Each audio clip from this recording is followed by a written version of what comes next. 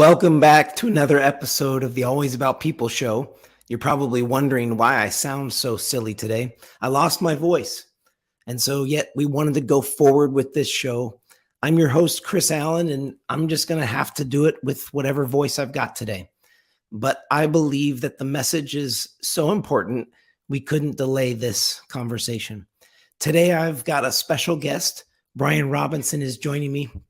Brian Robinson has a sales and marketing background. He's also a very accomplished author. He's an Amazon bestseller. His book is called The Selling Formula: 5 Steps for Instant Sales Improvement.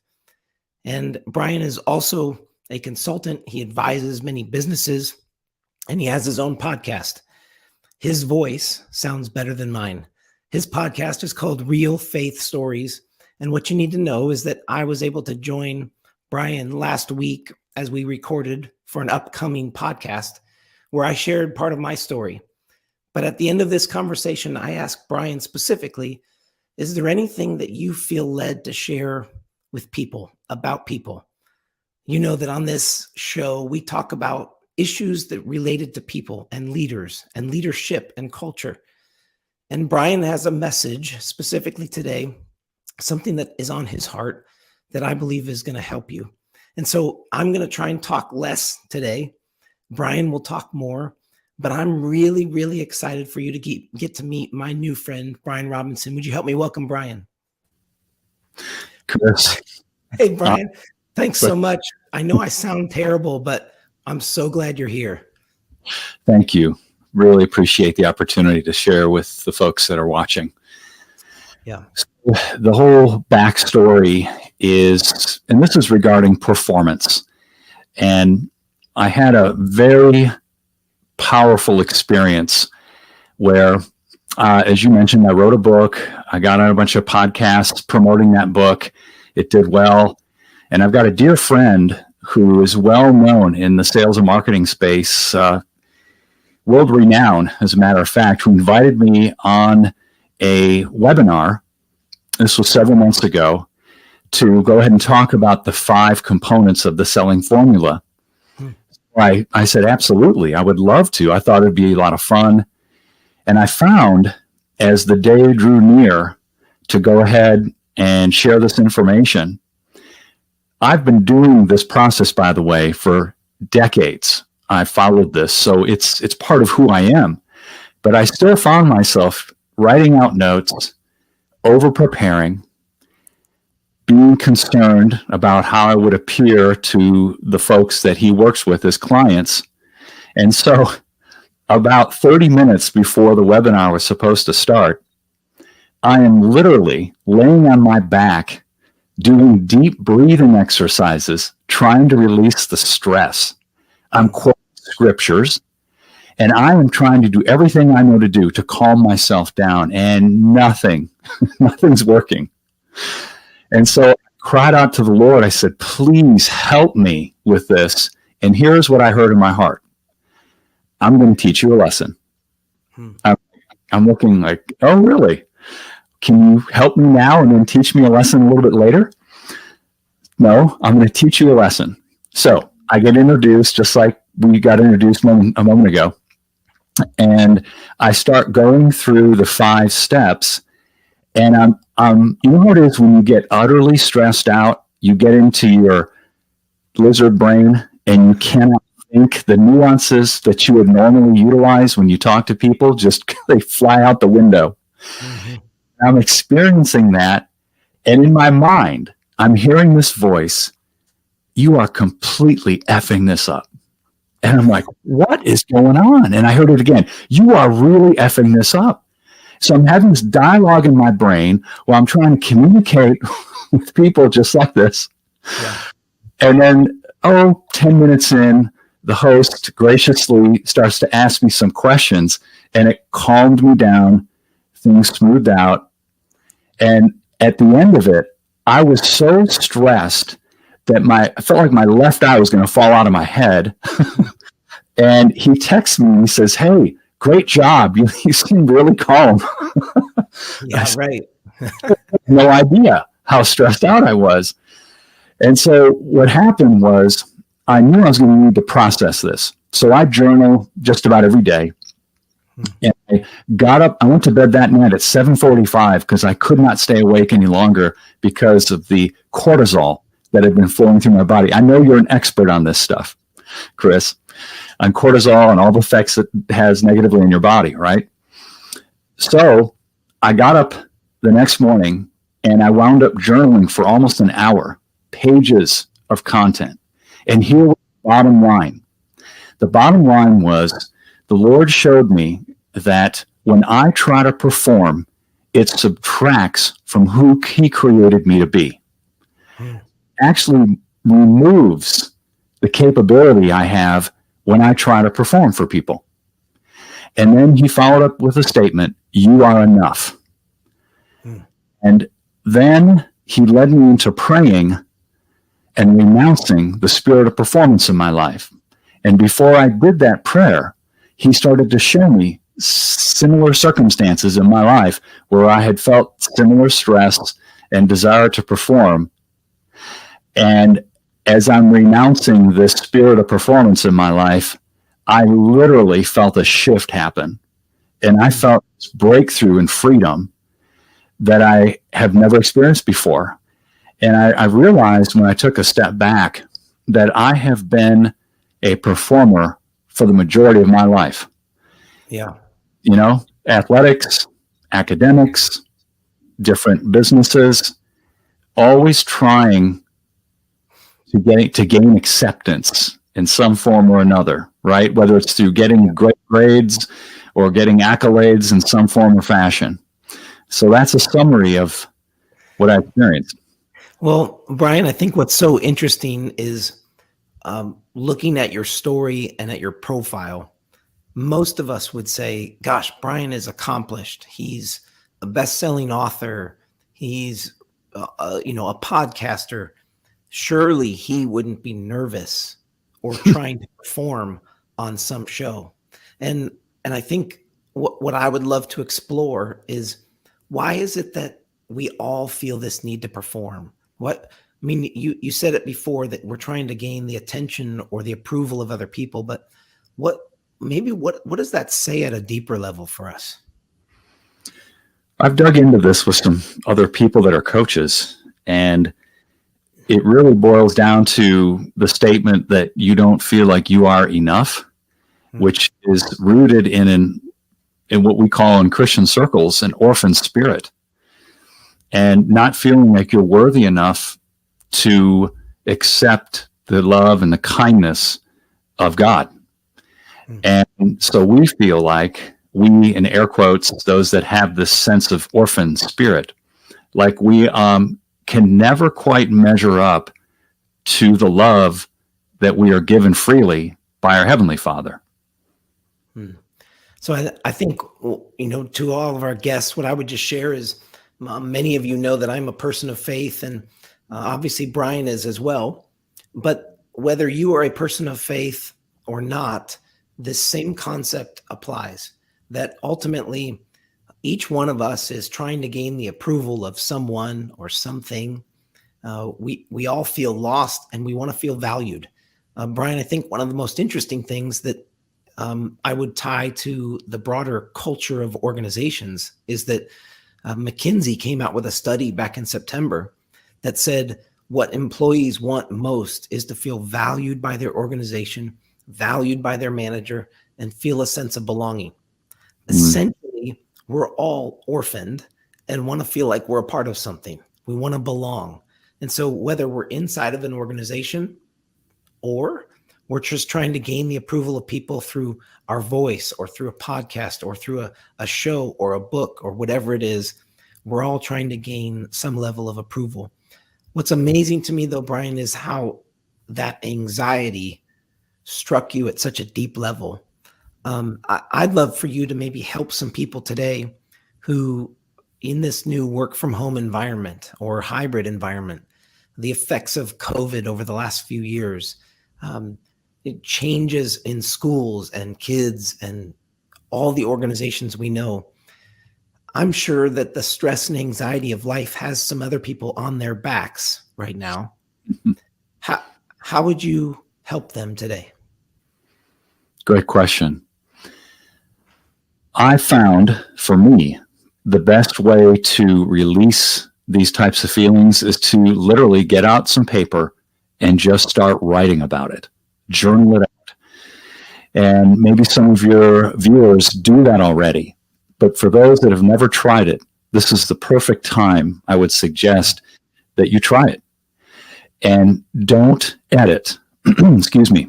Write out whatever you're feeling, no matter how ugly or funky it may be. And you'll find that as you continue to write and you continue to be honest, that you're going to start to see truth from it. And you start feeling freedom. And as a direct result of that, you'll be able to step outside your bottle, read the writing on the label that heretofore perhaps you couldn't have read because of these feelings of anxiety and stress, and then begin to see the value that you really have. And I think that's the biggest challenge, is when we're stressed out, we cannot feel the value that we really have and sense it. Yeah. And when we can separate that through writing, that then allows you to see the real gold that is who you are. So what I also find fascinating is that, we work with many leaders across the country, and at times they'll be honest with us. They'll be transparent. They'll be vulnerable, and they'll share their own insecurities and anxieties and pressures. And most of the time they don't have anyone else that they can go and talk to. They can't go and speak to other individuals within their organizations because they're supposed to remain strong. They're supposed to be the competent ones. Oftentimes, they have nobody else in life that they can talk to about this stuff. And yet at the same time, employees inside their organization are also wrestling and struggling with these same fears and anxieties and insecurities. What would you say to that leader today who is so fearful and anxious? They can't sleep. They're waking up in cold sweats. They don't know what to do. What would you say to that leader? First of all, I've been there. I understand. And it's intense. It's the 2 a.m. I need to be rescued kind of a feeling. I get that. So I would circle back to what I just suggested, and that is, as a first step, write out everything. Somehow get it out, get it on paper, get it off your brain. And I've got a dear friend of mine who is a list maker to that point, and he loves creating his lists, but it's cathartic for him. It releases a lot inside of him. So that'd be the first step. The second is, clearly you need to find someone that you can have an open conversation with. And here's something I discovered over the years. I used to run a program called The Ultimate Challenge, and it was an 8-week, unbelievably intense accountability program. We took people and moved them through a process of uber accountability. If they did not do what they say they would do on a weekly basis, we charged their credit cards up to thousands of dollars. And what I found was, as we coached these people, me and another friend of mine, and we were vulnerable about what we were struggling with, it opened the floodgates for our incredible clients to do likewise. So it may feel as though you can't let down your guard, so to speak, and share some of this information with a trusted advisor or somebody perhaps within the organization. But I would challenge you to try with somebody that you trust and just see what it does when you demonstrate vulnerability first. Vulnerability is the first action. It's critical, I think, for leaders to be that way. And then you find yourself surrounded by an army of people that are ready to hold your arms up. Well, Brian, that reminds me, in 2012, the Google organization actually did a study on what makes teams effective. The study was called Project Aristotle, and they set aside a small team to go and research over 250 teams across the organization to find patterns of behavior within effective teams. They assembled all the data and found no conclusive evidence. Then they went out and they combined their results with a couple other studies that were being done, and they came across this phrase, social norms. And they began to look at the social norms within effective teams, and they came up with the top 5 social norms. Number 1, dependability. Number 2, structure and clarity. Number 3, meaning. Number 4, impact. And number 5 is what I'm going to get to, which is psychological safety. At the root of psychological safety is vulnerability. And they shared a story of a manager within the company who, in a team meeting, somebody said, the reason that I'm not performing well is because I'm dealing with some personal issues at home. Somebody in my family is sick. And this manager went on to tell the team that he was also wrestling because his wife was battling cancer. And in that one moment of vulnerability within his team structure, the team began to rally around one another. They created this level of psychological safety that actually made the team perform at an even higher level. And so what we're talking about here today is, on one level, how to make yourself healthier by being vulnerable with people around you. But at another level, your vulnerability may lead to organizational or team effectiveness without you even thinking that that's what's going to happen. And so anyway, my brain's spinning right now, Brian. I'm so appreciative of the fact that you identified this performance need. And I guess what I would just share with you too is I have dealt with performance my whole life. From soccer into the business world, even into parenting, Brian. Like these thoughts that, gosh, I'm not the dad that I want to be, or what if I haven't been the dad that I needed to be for my kids? As people wrestle with performance, Brian, one thing is to write it down. 2 is to find a friend, be vulnerable. Any other things we can do to either calm us down, to help us deal with our need to perform? I would suggest, beyond adding one trusted advisor, if you can find 2 or 3 people, perhaps, your executive team, there's a handful of people that you can press into and be vulnerable with. The reason I'm even mentioning this is when we have our annual meetings, we have a core group of about 12 people on our team. And we started to incorporate into our meetings some real vulnerable activities during our conversations around the board table. And those have been and continue to be the most profound moments in our meetings. That's where we see, where you dance around things and you leave a meeting and you just kind of feel like, yeah, it was a meeting. We got a few things on the agenda knocked off. But when you start digging into and start sharing as a team, some of the things that you're dealing with, just to your point you made about the gentleman who's dealing with a spouse who has cancer, who's got other issues at home, those types of things, when you start sharing them in a group setting, they can catapult, I believe, the performance, the connections between your team that would allow you to see things even from a business growth and a creative standpoint. It'll unlock things that you've never seen before. It's almost mystical, as it were. So I want to go one step further, because you went there in sort of your introductory comments, but really this dealing with performance is actually getting to our core identity. And interestingly enough, I've been reading Atomic Habits, which, it's a few years old, but at the root and the foundation of a habit is an identity. And so when we were wrestling with our identities, sometimes the fear of performance or these other habits come out, or when we're dealing with performance, we've got anxiety because at the root is an identity where we may not believe we're good speakers or communicators.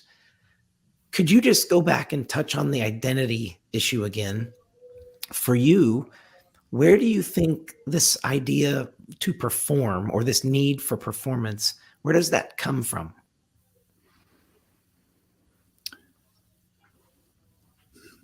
I think if I scan the horizon of my life as a young child up to my adulthood, I felt as though, as the youngest of three children, I needed to have a way for my parents to see that I was better, that I could do it. And so I, quote, did it through athletics, academics, etc. But what served me to help me become better, the intensity of hard work and those types of things, they actually can turn against you when it comes to, I think, flow and elite performance. And I use the word performance to say in who you really are. So that can work against you. And using old habits to help you succeed, those habits that used to serve you don't necessarily serve you anymore. So I think you have to be alert to what's really serving you, what has life on it. And I think when I say that, people will know what, in their heart, what that means. Does it have life on it, what you're doing? If it doesn't have life, in other words, if it's not bringing peace, if it's not bringing a sense of joy and a sense of purpose and meaning, then it probably doesn't have life on it, and you probably should consider putting it aside. Now, that's easier said than done, back to your point, Chris, about habits. But here's what I found helps overcome bad habits. And there's something very powerful about declaring things with your mouth. And so what I would suggest in that case is to make a list of declarations of who you think you really are and start saying them. Now, they may sound completely like a lie when you start doing it, but you have to have an alignment inside your subconscious with where you believe you're supposed to go. And it all starts with the things that come out of our mouth. If I can refer to a scripture, death and life, it says in the book of Proverbs in the Bible, death and life is in the power of the tongue. Mm-hmm. So that's applicable. So that's why I would suggest that. Hope that makes sense. Makes perfect sense. And we've actually talked about that on the show before, the power of self-talk and the mind, because so many of us get caught in these bad habits or these rhythms, and we can begin to say things about ourselves or question things about ourselves. In fact, one of the most recent examples, Brian, is our interview last week, where I got done with the interview and there was something that I said about the leaders that we work with. And the self-talk in my head was, oh man, why did you say that? And moments later, and again, this wasn't a verbal thing, this was all in my head. Moments later, you said, I really liked it when you said, and it was the exact same thing that I had been just processing as like, man, why did you say that? You're going to destroy opportunities. And I think you said it best earlier. Why the F did I say that? Or, like, why am I struggling? And yet it can be the power of the self-talk here. And so the idea of declaring over ourselves who we are ahead of time. No, I'm a good communicator. No, I have valuable insight, and I'm going to trust that what I said will be used to somebody's benefit. So thank you for reminding us of the importance of declarations. Yeah. Yeah. Now, as we think through, you've given us 4 really practical insights. Number 1, write a list down. So for those of you who, again, are wrestling with issues of performance, we just want to encourage you, hey, take some space, take some time, write down a list of all the things that you're feeling, all the things you're wrestling with. Number 2, find someone to talk to. Maybe it's a mentor, maybe it's somebody in your life. Number 3, talked about maybe getting yourself surrounded with 2 or 3 important people. Number 4, declare something different in your brain. And I think what I would just share is it starts here in your subconscious and your self-talk, but there's something valuable about verbal and the power of the tongue, which Brian already alluded to. So when I think back, Brian, I want to just give space. Is there anything else that you're thinking through, anything that you want to share with our guests that we haven't talked about already? Yeah. The final thought I would share is you need to give yourself margin so you can be still. That is so critical. If you're so packed that you don't have an hour and a half, 2 hours a day, that may sound crazy. At least an hour. Be still. Do nothing. Just think. And it's astonishing how your mind starts to clear after a period of time. It may be going nuts for 30, 40 minutes, but then I think see that your mind starts to clear because you've basically said, I'm not going to do anything right now. And then the things that are most critical start to bubble up. And then you can start feeling creative, because we were actually born to create. And that's how you got where you are, is being creative and doing well in your creativity. So I would say just give yourself margin. Okay, Brian, I think that might be more important than we even knew, because in this world of social media, constant notifications, I've said before on the show that we've now turned an entire workforce into professional notification responders. Wow. And we just respond to dings and pings and vibrations all day long. How in the world can we practically set aside space and margin in a world where we're bombarded by notifications? Well, I think everyone knows what I'm going to say. Shut off the phone. Go find a quiet place. Do it early in the morning and just be still and see what happens. That's awesome. So as a quick review, I don't want anyone to miss this in case they had to go grab a piece of paper and a pen late. But when dealing with performance and performance anxiety and this need to perform, so many of us have just been wired this way, maybe through childhood, maybe through education, through school, into college, into university, into jobs, and into the job market. When you feel the weight of that anxiety, here are some steps to work through, both in your personal life, but also in your mind. Number one, write a list down of everything you're thinking, feeling, all of the reactions that are going on inside. 2, find someone to talk to. 3, put together a group of people who can hold one another accountable. Number 4, write down declarations, change the thought patterns, begin to speak truth over yourself. And number 5, find some margin, be still. Brian, I just want to say thank you. Thanks for bringing this topic to the surface. I think so many people struggle with performance and the need to perform. I think one other part of this that we haven't covered yet is performance in a virtual world. Because there's a time when people could go to the office and it looked like they were doing their work and they felt validation and value by just being in an office.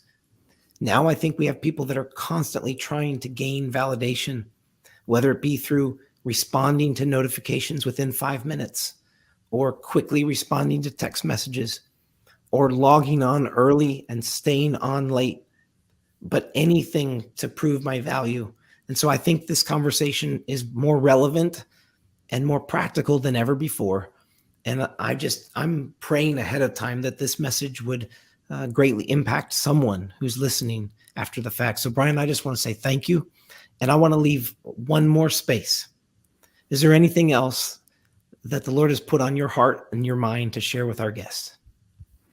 No, I'm grateful for the opportunity. Thanks for creating this forum, Chris. Really appreciate it.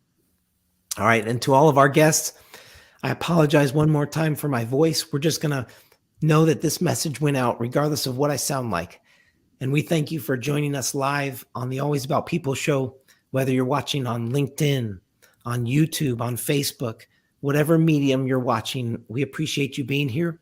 We look forward to you joining us for a conversation next time. Thanks for being with us.